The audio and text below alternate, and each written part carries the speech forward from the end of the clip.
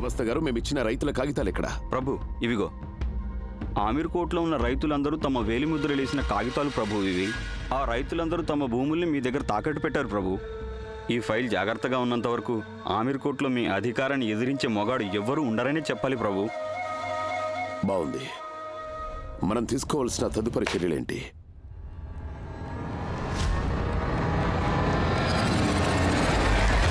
ఇది నువ్వు చెప్తున్నావా జీవన్? సారీ అన్నయ్య, నేను మీతో ఎప్పుడు గొడవ పడుతూ ఉంటాను. మీరు ఆ పోయం వినిపించినప్పటి నుంచి మాకంతా అర్థమైంది. ఏవైనా అన్నయ్య అంటే అన్నయ్యే కదా మరి. అందుకే ఇప్పుడు మాకు మీ ఫ్రెండ్షిప్ కావాలి.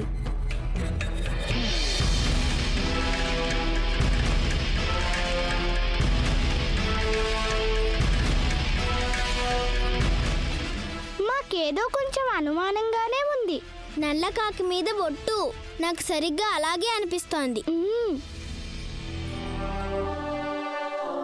నువ్వు నాతో ఫ్రెండ్షిప్ చేయాలంటే నువ్వు నా ఫ్రెండ్స్తో కూడా ఫ్రెండ్షిప్ చేయాలి.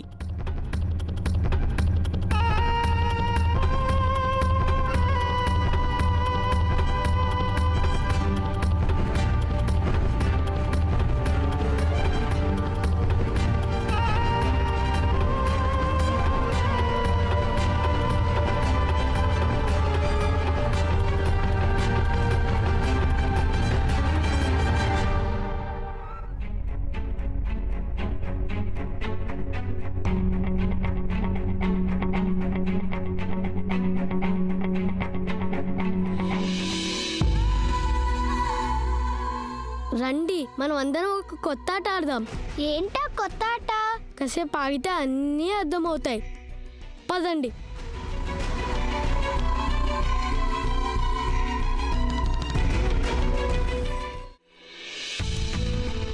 ఈ ఆట సులువే. ఎవరైతే వెలుగుతున్న కొవ్వొత్తు మీద ఎక్కువసేపు చేయి పెట్టి నిలబడతారో వాళ్ళే గెలిచినట్టు. నిప్పుతో ఈ చెలగాటాలేంటి? నేను ఈ ఆట ఆడనబ్బా. మేం కూడా ఆడం. అమ్మాయిలు భయపడతారులే, కానీ అన్నయ్య మీకు కూడా భయమేనా? ఒకవేళ మీకు భయంగా ఉందంటే నేను చేసి చూపిస్తానులే.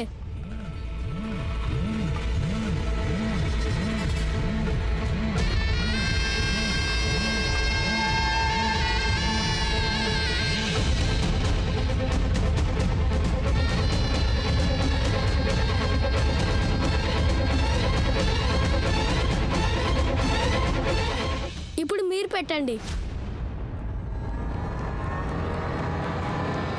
మీరు ఆడొద్దు రాజా. లేదు, నేను ఆడతాను. రాధాబాధ నీకేమైనా పిచ్చెక్కిందా?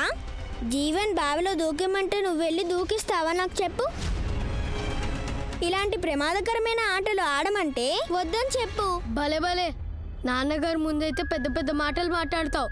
నేను అదవుతాను ఇదవుతానని. నిజానికి చూస్తే నువ్వు ఒక పిరికి పందవి. ఇప్పుడే చెప్తాను ఎవరు పిరికి పందో.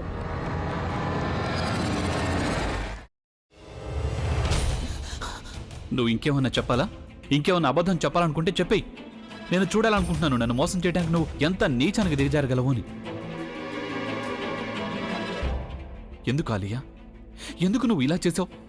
నీకు తెలుసు కదా, నానమ్మ తర్వాత నీ ఒక్కదానిని కదా నేను పూర్తిగా నమ్మేది. ఏమన్నావు నువ్వు? ఈ మధ్య అన్నిటినీ మర్చిపోతున్నావా? అది చాలు. వాటిలో ఉన్న శక్తి విషయాన్ని గ్రహించి మనకు వివరిస్తాయి.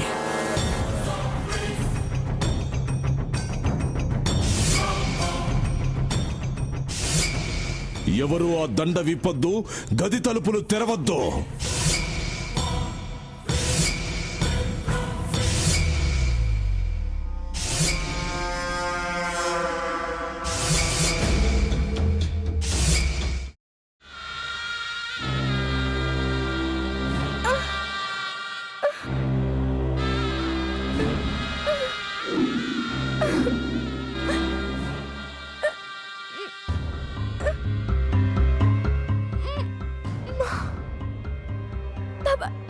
వద్దు బాబాయ్, నేను చేయొద్దు బాబాయ్, ప్లీజ్ బాబాయ్.